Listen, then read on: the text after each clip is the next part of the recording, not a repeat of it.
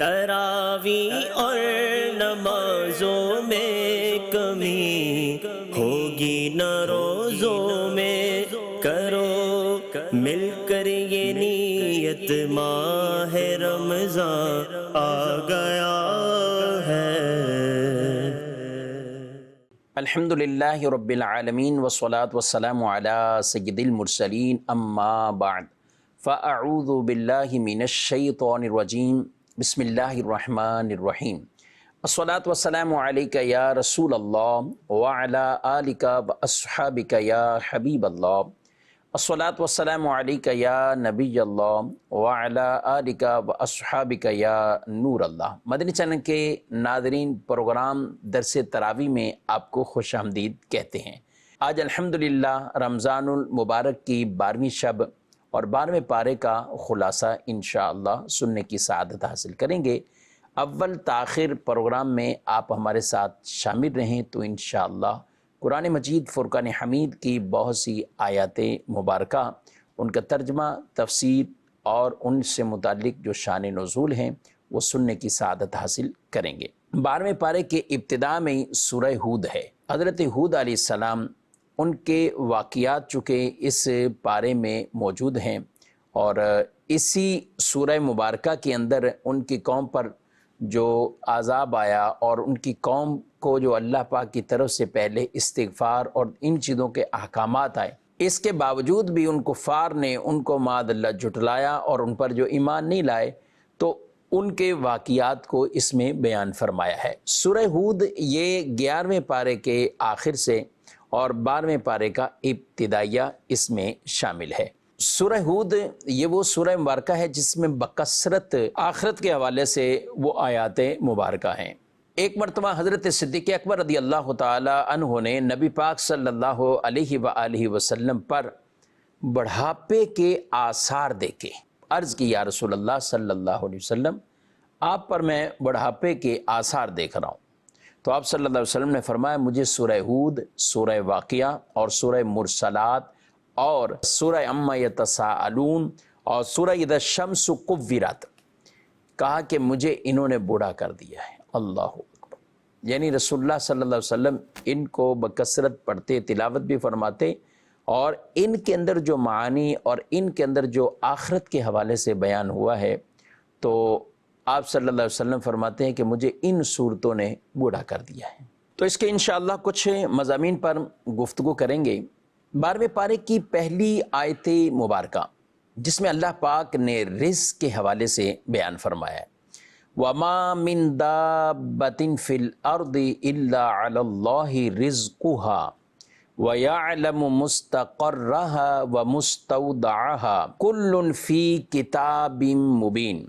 ترجمہ، اور زمین پر چلنے والا کوئی ایسا نہیں جس کا رزق اللہ کے ذمہ کرم پر نہ ہو، اور جانتا ہے کہ کہاں ٹھہرے گا اور کہاں سپرد کرے گا، سب کچھ ایک صاف بیان کرنے والی کتاب میں ہے۔ دابہ جو فرمایا گیا ہے اس سے مراد تو وہی ہے کہ زمین پر چلنے والا، زمین پر چلنے والا، رینگنے والا، وہ اس سے مراد ہے۔ اور آیت مبارکہ سے مطلقاً جو مراد ہے وہ ہر جاندار ہے، ہر جاندار کہ اللہ پاک انہیں جو رزق عطا فرماتا ہے ان کی اس جگہ کو بھی جانتا ہے، جہاں پر انہیں پہنچانا ہے وہ بھی جانتا ہے۔ آپ دیکھیں پرندے ہوں، کچھ اور ہوں، ہم تو انسان ہیں، ہم تو اپنے لیے اسباب تلاش کرتے ہیں اور ہمیں حکم بھی یہی ہے۔ ہمیں یہ حکم نہیں ہے کہ ہم ہاتھ باندھ کے بیٹھ جائیں اور کہ خود ہی ہمیں رزق ملتا رہے اور اللہ ہمیں کھلاتا رہے۔ کھلاتا اللہ ہی ہے، مگر ہمیں انسانوں کو یہ تعلیم دی ہے اور یہ تربیت کی ہے، یہ احکامات دیے ہیں کہ اس کے فضل کو تلاش کرنے کے لیے تم کوششیں کرو۔ اچھا، اس کے علاوہ دیگر آپ پرند چرند جانور یہ سب ہیں، مختلف انداز سے ان کے رزق کا اہتمام، کہاں سے پرندہ اڑتا ہے، کہاں پہنچتا ہے، کہاں واپسی پھر اپنے گھونسلے میں وہاں پہنچ جاتا ہے۔ تو رزق اللہ پاک نے اپنے ذمہ کرم پر لیا ہوا ہے۔ یاد رکھیں کہ یہاں پر جو یہ فرمایا نا، تو اس سے مراد یہ نہیں کہ اللہ پاک پر رزق واجب ہے، یہ نہیں۔ ہاں، اللہ نے اپنی رحمت سے اپنے ذمہ کرم پر لیا ہے اور ہر ایک کو وہ جانتا بھی ہے اور اس کے اہتمام۔ دوسرا جو رزق کی یہاں نسبت باقاعدہ یعنی اللہ پاک نے اپنی طرف کی ہے، انسانوں کو ایک درس دیا ہے کہ صرف تم اسباب پر توکل نہ کرنا، اسباب اختیار کرنا، لیکن توکل اللہ کی ذات پر کرنا۔ ڈاکٹر سے دوائی لینی ہے مگر دوائی پر یہ بھروسہ نہیں، بلکہ بھروسہ اور اعتماد توکل اللہ کی ذات پر ہے۔ اللہ عطا فرمانے والا ہے، رب عطا فرمانے والا ہے، اور اللہ اپنی رحمت سے شفا بھی عطا فرمائے گا۔ تو شفا من جانب اللہ، دوا یہ اسباب میں سے، یہ سبب اختیار کیا۔ تو یہاں پر بھی یہی ہے۔ اور یاد رکھیں ناظرین کرام، جب آدمی اللہ سے ڈرتے ہوئے تقوی پرہیزگاری کے ساتھ رزق کی تلاش میں بھی رہتا ہے، حلال کمانے اور کھانے کی ایک دھن اس کو سوار رہتی ہے، تو پھر اللہ اس کے لیے ایسے اسباب بھی پیدا فرما دیتا ہے۔ قرآن پاک میں ایک اور مقام پر فرمایا وَمَن يَتَّقِ اللَّهَ يَجْعَل لَّهُ مَخْرَجًا وَيَرْزُقْهُ مِنْ حَيْثُ لَا يَحْتَسِبُ، کہا کہ جو اللہ سے ڈرے تو اللہ اس کے لیے کوئی جگہ پیدا فرما دیتا ہے، یعنی کوئی ایسی جگہ، کوئی ایسا سبب، کوئی ایسا پیدا فرما، اور وہاں سے رزق دیتا ہے جہاں سے اسے گمان بھی نہیں ہوتا کہ یہ رزق کہاں سے ملا ہے۔ تو توکل اللہ کی ذات پر رکھتے ہوئے آدمی کوششیں کرتا رہے۔ آئیے بڑھتے ناظرین مزید آیات مبارکہ کی طرف۔ اللہ ارشاد فرماتا ہے وَهُوَ الَّذِي خَلَقَ السَّمَاوَاتِ وَالْأَرْضَ فِي سِتَّةِ أَيَّامٍ وَكَانَ عَرْشُهُ عَلَى الْمَاءِ لِيَبْلُوَكُمْ أَيُّكُمْ أَحْسَنُ عَمَلًا وَلَئِن قُلْتَ إِنَّكُمْ مَبْعُوثُونَ مِن بَعْدِ الْمَوْتِ لَيَقُولَنَّ الَّذِينَ كَفَرُوا إِنْ هَذَا إِلَّا سِحْرٌ مُبِينٌ۔ اور وہی ہے جس نے آسمانوں اور زمین کو 6 دن میں بنایا، اور اس کا عرش پانی پر تھا کہ تمہیں آزمائے تم میں سے کس کا کام اچھا ہے، اور اگر تم فرماؤ کہ بے شک تم مرنے کے بعد اٹھائے جاؤ گے تو کافر ضرور کہیں گے یہ تو نہیں مگر کھلا جادو، یہ تو جادو ہے۔ یہاں ناظرین کرام اس آیت مبارکہ میں یہ بات پتہ چلی کہ آسمان اور زمین ان کو اللہ پاک نے 6 دنوں میں بنایا ہے۔ اچھا اس وقت نہ دن تھا نہ رات، کچھ بھی نہیں، تو یہ 6 دن مطلب اتنا ٹائم پیریڈ جتنا 6 دنوں کا وقت ہوتا ہے وہ 6 دن کا ٹائم پیریڈ ہے، اس میں اللہ پاک نے ان کو تخلیق کیا، بنایا۔ اچھا زمینیں بھی ساتھ ہیں اور آسمان بھی ساتھ ہیں، مگر قرآن پاک میں آپ کئی مقامات پر یہ پڑھیں گے کہ آسمان کے لیے سماوات، آسمان کے لیے جمع کا صیغہ ہوگا، اور زمین والارض، زمین کے لیے زمین۔ اس کی وجہ حکمت یہ ہے کہ آسمان مختلف ہیں، یعنی ان کی نوعیتیں مختلف ہیں، کوئی لوہے کا ہے، کوئی تانبے کا ہے، کوئی چاندی کا، کوئی سونے کا، لیکن زمین کے سب جنس وہ مٹی ہے، اس لیے زمین کو ایک ہی کہا۔ اور دوسرا یہ بھی ہے کہ آسمانوں کے درمیان فاصلے ہیں، ایک آسمان سے دوسرے آسمان اور پھر تیسرے، یہ درمیان میں بہت فاصلہ ہے، جبکہ زمینوں میں آپس میں اس طرح فاصلہ نہیں ہے۔ 7 زمینیں ایک دوسرے کے ساتھ گویا کہ چمٹی ہوئی ہیں، جیسے پیاز کے چھلکے ہیں کہ آپ دیکھنے میں یوں ہی لگے کہ ایک ہے، لیکن آپ اس کی تہہ کھولتے جائیں تو اندر سے آپ کو یوں نکلے۔ تو مراد یہ کہ آسمان وہ بھی ساتھ، زمین وہ بھی ساتھ، اور اللہ پاک نے انہیں 6 دنوں میں پیدا کیا۔ اور رب کی قدرت کی یہ نشانی ہے کہ فرمایا کہ وہ زمین و آسمان کو اللہ نے اس وقت بنایا وَكَانَ عَرْشُهُ عَلَى الْمَاءِ، کہ جب اللہ کا عرش وہ پانی پر تھا، یعنی عرش ہے، نیچے آسمان نہیں ہے اور نیچے زمینیں بھی نہیں، تو پھر کیا ہے؟ پانی۔ تو اوپر عرش نیچے پانی، تو جو رب قادر مطلق بغیر کسی پلر ستون کے اس عرش کو پانی پہ ٹھہرا دیا۔ اچھا پانی کے لیے بھی کوئی باؤنڈری نہیں ہے، پانی کے لیے بھی کچھ نہیں ہے، پانی کو بھی وہ ٹھہراؤ عطا کیا۔ تو فرمایا کہ یہ اللہ کا عرش وہ پانی پر تھا، اللہ کا عرش وہ پانی پر تھا۔ تو اللہ کا جو عرش ہے وہ زمینوں اور آسمانوں سب سے وہ بڑا ہے، وہ بڑا ہے، اور اس کو پانی پہ ٹھہرا دیا ہے۔ یہ رب کی قدرت کاملہ اور قدرت مطلقہ کی یہ دلیل ہے۔ اور یہاں یہ یاد رکھیں اللہ پاک جو نعمتیں عطا فرماتا ہے، یہاں پہ بھی فرمایا ہے یہ آسمان زمین کو اللہ نے پیدا کیا تھا کہ تمہیں آزمائے تم میں سے اچھے عمل کون ہے۔ تو یہ جو اللہ کی نعمتیں ہیں نا، جو بھی انسان کو ملتی ہیں اس میں آزمائش بھی ہے کہ نعمت تو ملی، اب اس نے شکر ادا کیا، رب تعالیٰ کی بارگاہ میں جھکا رہا، عاجز بندہ رہا، اور ان نعمتوں کو اپنا کمال نہ سمجھے بلکہ اللہ کی عطا سمجھے، اللہ کا فضل سمجھے، اور اپنے اعمال بھی اچھے کرے، تاکہ اللہ نے جب اتنا نوازا ہے تو یہ اپنے اعمال تو اچھے کریں اور رب کی ان نعمتوں کا شکر اپنے نیک اعمال کے ذریعے بھی یہ ادا کرے، کیونکہ یہ تو اللہ پاک کا وعدہ ہے کہ نعمت پر شکر کرو گے رب اضافہ فرمائے گا۔ اور ایک اور آیت میں کتنی خوبصورت بات، سبحان اللہ، فرمایا ما یفعل اللہ بعذابکم ان شکرتم وآمنتم، فرمایا اگر تم شکر گزار بن جاؤ اور ایمان لاؤ تو اللہ تمہیں عذاب دے کر کیا کرے گا؟ کیا کرے گا اللہ تمہیں عذاب دے کر؟ یعنی اللہ تمہیں کیوں عذاب دے گا اگر تم ایمان لاؤ، تم شکر گزار بن جاؤ۔ ما یفعل اللہ بعذابکم ان شکرتم وآمنتم، تو شکر گزاری والی زبان ہمیشہ، اور پھر اپنے اعمال کے ذریعے بھی، نیک اعمال کے ذریعے بھی اللہ کی نعمتوں کا شکر ادا کرنا ہے۔ آئیے بڑھتے ہیں مزید دیگر آیات مبارکہ کی طرف۔ اس پارے میں اللہ پاک نے قرآن مجید فرقان حمید کے حوالے سے یعنی ایک یہ چیلنج بھی کیا ہے، اور یہ چیلنج کئی مقامات پر ہیں۔ پہلے ہم یہ آیت مبارکہ جو 12ویں پارے کی سورہ ہود کے اندر موجود ہے، اللہ نے کیا فرمایا؟ ام یقولون افتراہ قل فأتوا بعشر سور مثلہ مفتریات وادعوا من استطعتم من دون اللہ ان کنتم صادقین، کیا یہ کہتے ہیں کہ انہوں نے اسے جی سے بنا لیا، یعنی اپنی طرف سے ہی بنا لیا؟ تم فرماؤ تم ایسی بنائی ہوئی 10 صورتیں لے آؤ، اور اللہ کے سوا جو مل سکے سب کو بلا لو اگر تم سچے ہو۔ یعنی اگر یہ کفار یہ کہتے ہیں کہ محمد صلی اللہ علیہ وسلم نے اپنی طرف سے یہ قرآن خود بنا لیا تو تم بھی 10 صورتیں بنا لو، تم 10۔ اور یہ چیلنج قرآن میں ہی کئی مقامات پر ہے مختلف انداز سے۔ ایک آیت میں یہ فرمایا قُلْ لَئِنِ اجْتَمَعَتِ الْإِنسُ وَالْجِنُّ عَلَىٰ أَن يَأْتُوا بِمِثْلِ هَٰذَا الْقُرْآنِ لَا يَأْتُونَ بِمِثْلِهِ وَلَوْ كَانَ بَعْضُهُمْ لِبَعْضٍ ظَهِيرًا، اگر سارے انسان اور جن یہ جمع ہو جائیں، کس بات پر؟ کہ وہ قرآن کی مثل لائیں گے، اس کی مثل نہیں لا سکتے اگرچہ ایک دوسرے کی وہ مدد کرتے رہیں۔ یہاں پورے قرآن کے بارے میں فرمایا۔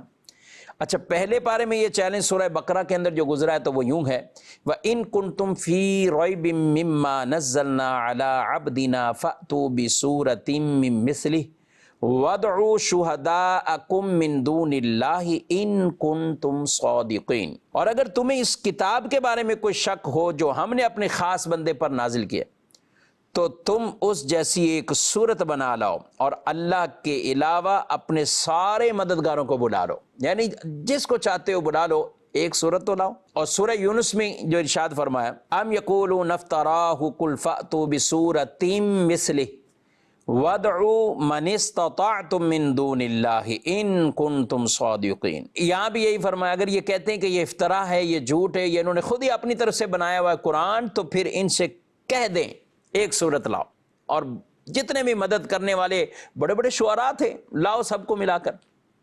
ایک اور چیلنج اور آخری چیلنج، اور کہیں فرمایا قرآن کی مثل، کہیں 10، کہیں 1، اور یہاں فرمایا فَلْيَأْتُوا بِحَدِيثٍ مِّثْلِهِ إِن كَانُوا صَادِقِينَ۔ سورہ طور میں کہا کہ انہیں کہیں کہ کیا کہنا ہے کہ ایک آیت ہی لے کر آ جاؤ، ایک آیت، ایک بات ہی اس طرح کی بنا کر لاؤ، ایک بات ہی اس طرح کی۔ تم نہ پورے قرآن کی لا سکے، نہ 10 صورتیں لا سکے، نہ ایک صورت لا سکے، ایک بات ہی لے کر آ جاؤ۔ اور قرآن نے یہ بھی واضح فرما دیا فَإِن لَّمْ تَفْعَلُوا وَلَن تَفْعَلُوا، تم نے ایسا نہیں کیا اور ہرگز ایسا نہیں کر سکو گے۔ تو قرآن وہ بے مثل کتاب ہے کہ یہ مخلوق میں سے کہیں کہ کوئی اس کی مثل لے کر آئے، اللہ نے بے مثل بے مثال کتاب کو ایسے محبوب صلی اللہ علیہ وسلم پر نازل فرمایا ہے کہ وہ محبوب بھی بے مثل اور بے مثال ہے۔ مزید بڑھتے ہیں اس پارے کے کچھ مضامین کی طرف، اور اس بارے میں دیگر کئی انبیاء کرام علیہ السلام اور پھر انہوں نے اپنی قوم سے جو خطابات فرمائے، اور وہ تذکرے موجود ہیں، اور تقریباً ہر ہی رکوع کے اندر کسی نبی کا تذکرہ موجود ہے۔ اسی پارے میں چونکہ ایک بہت ہی اہم واقعہ اور ایک اہم سورہ مبارکہ ہے سورہ یوسف، اور یہ سورہ یوسف وہ ہے کہ جسے اللہ پاک نے اس واقعے کو خود احسن القصص فرمایا ہے، بہترین، یعنی واقعات میں سے بہترین واقعہ سورہ یوسف، واقعات میں سے بہترین واقعہ جو ہے وہ سورہ یوسف ہے۔ آج سورہ یوسف کا بھی میں کچھ خلاصہ عرض کرتا ہوں۔ اللہ پاک نے ارشاد فرمایا انا انزلناہ قرآنا عربیا لعلکم تعقلون، بے شک ہم نے اسے عربی قرآن اتارا کہ تم سمجھو۔ قرآن کو عربی میں اتارا، کیا وجہ ہے، حکمت کیا ہے؟ ایک تو یہ مطلب ہے کہ عربی زبان میں نازل کیا گیا کہ عربی زبان سب زبانوں میں سے فصیح زبان ہے، اور یہ بھی ہے کہ جنتیوں کی زبان عربی زبان ہے، قرآن کو عربی میں نازل کیا۔ اچھا، تاکہ تم سمجھو رسول اللہ صلی اللہ علیہ وسلم نے جن لوگوں کو یہ تبلیغ کرنی وہ سارے کیا تھے، عربی النسل تھے، تو قرآن یوں عربی نازل ہوا۔ لیکن پھر ظاہر ہے یہ پیغام پوری دنیا میں پھیلا تو عربی زبان میں، لیکن اس کے ساتھ ساتھ ہر قوم اور ہر اس طرح کے لوگ جنہوں نے پھر قرآن کو باقاعدہ سیکھا۔ نبی پاک علیہ السلام کے دور مبارک میں حضرات صحابہ کرام علیہ رضوان کہاں سے، فارس سے ہے تو کوئی کہاں سے ہے، یعنی مختلف زبانوں والے آئے، قرآن باقاعدہ سیکھا، اور اسی طرح پھر یہ قرآن آگے انہوں نے لوگوں کو سکھایا اور سمجھایا۔ تو آج بھی جو غیر عربی، آج بھی جو عربی ہوں یا غیر عربی، قرآن کے معنی اور مفاہیم جو سیکھنے سمجھنے ہیں تو وہی اپنے مستند علماء کرام سے، علماء دین سے اور مفسرین کی جو اس میں تفسیر فرمائی ہے اس کی روشنی میں انہوں نے قرآن کو سمجھنا ہے۔ اللہ نے فرمایا نحن نقص علیک احسن القصص بما اوحینا الیک ھذا القرآن، اور ہم تمہیں سب سے اچھا بیان سناتے ہیں اس لیے کہ ہم نے تمہاری طرف اس قرآن کی وحی بھیجی ہے۔ سورہ یوسف کو احسن القصص فرمایا گیا، اس میں کیا حکمتیں ہیں، کیوں اسے یہ فرمایا؟ اس لیے فرمایا ہے کہ سورہ یوسف میں ایک تو بڑی عجیب و غریب اور حکمتوں پر مشتمل یہ واقعہ ہے، اور پھر دین اور دنیا کے اعتبار سے کئی چیزیں اس میں سیکھنے کو۔ اچھا، اس میں بادشاہوں سے لے کر رعایا، عورتوں کے معاملات، اپنے بھائیوں سے ان کی طرف سے بھی پہنچنے والی اذیت پر صبر اور انہیں معافی کرنا، درگزر سے کام لینا، یہ سارے واقعات کا خلاصہ یہ سورہ یوسف میں اللہ پاک نے بیان فرمایا، اس لیے اسے احسن القصص فرمایا گیا۔ آیت نمبر 4 میں اللہ پاک نے فرمایا اذ قال یوسف لأبیہ یا ابت انی رأیت 11 کوکبا والشمس والقمر رأیتہم لی ساجدین۔ یاد کرو جب یوسف نے اپنے باپ سے کہا اے میرے باپ، میں نے 11 تارے اور سورج اور چاند دیکھیں، انہیں اپنے لیے سجدہ کرتے دیکھا۔ یہاں یہ پتہ چلا کہ خواب بھی ایک حقیقت ہے، قرآن نے اسے بیان کیا باقاعدہ، اور حضرت یوسف علیہ السلام نے اپنے والد گرامی سے یہ کہا کہ مجھے سورج، چاند، 11 ستارے، معاملہ یہ تھا کہ 11 آپ کے بھائی تھے، اور سورج اور چاند اس سے مراد آپ کے والدین۔ اچھا، والدہ آپ کی وفات پا گئی تھی، تو یہ جو والدہ کی یعنی چاند سے مراد پھر آپ کی خالہ مراد لیا گیا، کہ جنہوں نے بعد میں باقاعدہ سجدہ بھی کیا، اور وہ سجدہ تحیت تھا، سجدہ تعظیم تھا، سجدہ عبادت نہ تھا، سجدہ عبادت وہ نہ تھا۔ اور جب یہ خواب دیکھا تو حضرت یوسف علیہ السلام کی عمر کے حوالے سے بیان کیا گیا، اور کہ 7 سال کی عمر تھی، اور بھی اقوال ہیں، اور 7 سال کی عمر کا یہ قول بھی بیان کیا، اور بڑے چونکہ آپ حسین تھے، خوبصورت تھے، اور آپ نے پھر یہ جب یہ خواب بھی دیکھا تو آپ کے والد گرامی نے کہا کہ اپنے بھائیوں کو مت بتانا۔ قال یا بنی لا تقصص رؤیاک علی اخوتک فیکیدوا لک کیدا ان الشیطان للانسان عدو مبین۔ کہا اے میرے بچے، اپنا خواب اپنے بھائیوں سے نہ کہنا کہ وہ تیرے ساتھ کوئی چال چلیں، بے شک شیطان آدمی کا کھلا دشمن ہے۔ حضرت یوسف علیہ السلام کو جو آپ نے خواب دیکھا اور والد گرامی نے منع کر دیا، بھائیوں کو نہیں بتانا۔ والد صاحب جانتے تھے کہ اس کے بھائی وہ حسد میں مبتلا ہیں، اور کیونکہ حضرت یعقوب علیہ السلام ان کے محبت وہ حضرت یوسف علیہ السلام کے ساتھ تھی، تو انہوں نے شروع سے ہی اپنے بیٹے کو منع کر دیا کہ اپنے بھائیوں کو یہ نہیں بتانا۔ یہاں ایک بات سیکھنے سمجھنے کی ہے ناظرین کرام، ہمیں رسول اللہ صلی اللہ علیہ وسلم کی بھی احادیث ہیں، اس پر تعلیم ہے کہ جب بھی کوئی اچھا خواب دیکھے نا، صرف اس کو بتائے جو اس سے محبت کرتا ہے، یا اس سے حسد نہ کرتا ہو، اس سے محبت کرتا ہو، اور علم بھی رکھتا ہو، اگر کوئی بات مشورے کی کرنی تو وہ اس کو مشورہ بھی دے سکے۔ ہمارے ہر ایک کو خواب سنا، تعبیر ہے تو ہر ایک کے پاس پہنچ جاتے ہیں تعبیر پوچھنے کے لیے۔ ہر ایک سے تعبیر نہیں، ہر ایک سے تعبیر نہیں، تعبیر بھی اسی سے پوچھی جائے گی جو علم تعبیر کا ماہر ہوگا۔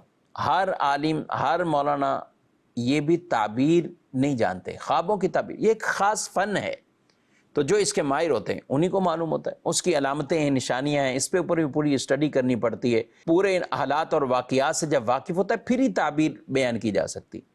تو انہوں نے منع کر دیا۔ خیر حضرت یوسف علیہ السلام بچے تھے تو انہوں نے اپنے بھائیوں سے اس کا ذکر کیا۔ اب جب ذکر کیا تو بھائیوں نے آپس میں ایک ایسی پلاننگ بنائی کہ ہم والد گرامی سے اجازت لے کر ان کو لے کر جائیں گے اور باقاعدہ ان کے ساتھ کوئی ایسا معاملہ کرتے ہیں۔ بعض نے کہا کہ ان کو قتل کر دیں، لیکن ایک بھائی سمجھدار بیچ میں انہوں نے کہا نہیں، ایسا نہیں، یعنی یہ نہ کرو، کرنا ہی ہے تو پھر کہیں دور چھوڑ کر آ جاؤ، گھر سے دور کر دو، لیکن ایسا نہ کرو کہ بھائی کو قتل ہی کر دو۔ بہرحال خلاصہ یہ کہ پھر انہوں نے والد گرامی سے اجازت لی، پھر ساتھ لے کر گئے اور بالآخر ہوا یہی کہ کنویں میں خود ان کو پھینک دیا اور ایک بکری کو ذبح کر کے ان کے کرتے پر خون لگا دیا، اور خون لگانے کے بعد وہ کرتا لے کر آ گئے اور کہنے لگے کہ والد گرامی کے پاس آئے اور روتے ہوئے کہنے لگے کہ ہم تو کہیں کھیل کود میں آگے پیچھے ہو گئے تھے اور آپ کے بیٹے کو یوسف کو بھیڑیا کھا گیا، بھیڑیا کھا گیا۔ حضرت یعقوب علیہ السلام ان باتوں سے شروع سے ہی آپ واقف تھے، آپ کو علم ہو چکا تھا، لیکن بہرحال آپ نے فصبر جمیل، آپ نے صبر جمیل کے کلمات کہے۔ اب یہ بھائی بھی روزانہ آتے اور کنویں کے ارد گرد دیکھتے تھے کہ ہے اندر، ٹھیک، تو پھر اپنے کام کاج بکریاں چرانے میں لگ جاتے۔ ایک دن دیکھا تو کنویں میں نہیں تھے۔ معاملہ یہ ہوا کہ کوئی پانی کے ڈول کسی نے لٹکائے، کسی قافلے والوں نے، تو یہ انہی ڈول کے ساتھ ہی ایسے انہوں نے پکڑ لیا اور یہ ان کو انہوں نے باہر نکال لیا۔ جب باہر نکالا، خوبصورت بچہ ہے، تو قافلے والوں نے خود ہی اپنے ساتھ چلا دیا۔ تو یہ ڈھونڈتے ڈھونڈتے جب قافلے والوں کے پاس پہنچے تو انہوں نے کہا کہ نہیں، ہمارا یہ بھاگا ہوا غلام ہے اور ہم بیچنا چاہتے ہیں۔ تو بڑی کم اور قلیل اور جسے گھٹیا قیمت کہتے ہیں، بہت تھوڑی قیمت لگا کر انہوں نے بیچ دیا۔ شرط یہی رکھی کہ یہاں اس علاقے کے ارد گرد کہیں آپ نے نہیں چھوڑنا۔ تو یوں حضرت یوسف علیہ السلام مصر کے بازاروں میں پہنچے، اور مصر کے بازاروں میں وہاں پر ایک شور ہوا کہ ایک خوبصورت اور حسین غلام وہ بکنے کے لیے آیا ہے، اور وہیں لوگوں نے جو بولیاں لگائیں، خریداری کے لیے آگے بڑھے، تو یوں آپ کی خریداری ہوئی اور آپ عزیز مصر ان کے گھر پر آ پاتے ہیں۔ اس کے بعد بھی واقعہ بہت ڈیٹیل اور تفصیل کے ساتھ چونکہ موجود ہے، اور ہمارے پروگرام کا وقت بھی اپنے اختتام کو پہنچا ہے۔ انشاءاللہ کل 13واں پارہ بھی ہمارا خلاصہ وہ چلے گا، تو اس کے ابتداء میں بھی سورہ یوسف کا کچھ خلاصہ عرض کرنے کی کوشش کی جائے گی۔ اللہ پاک نور قرآن سے میرے اور آپ کے سینوں کو روشن منور فرمائے، آمین بجاہ النبی الامین صلی اللہ علیہ وسلم۔ تراویح اور نمازوں میں کمی ہوگی نہ روزوں میں، کرو مل کر یہ نیت، ماہ رمضان آ گیا